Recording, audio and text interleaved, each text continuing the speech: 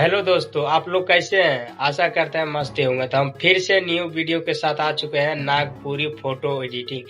हाँ, तो सही सुना, मैं नागपुरी फोटो एडिटिंग लेकर आ चुके हैं। तो कुछ इस टाइप की फोटो को कुछ इस टाइप बनाए हैं, सिर्फ और सिर्फ 1 क्लिक में। तो आप लोग भी लाइटरूम के सहायता से बनाना चाहते हैं तो इस वीडियो को फुल वॉच करना होगा। और इस वीडियो में कहीं पर भी अच्छा लग जाए ना भाई, तो एक लाइक, एक प्यारा सा कमेंट कर देना। तो हम चलते हैं अपना मोबाइल के स्क्रीन पर।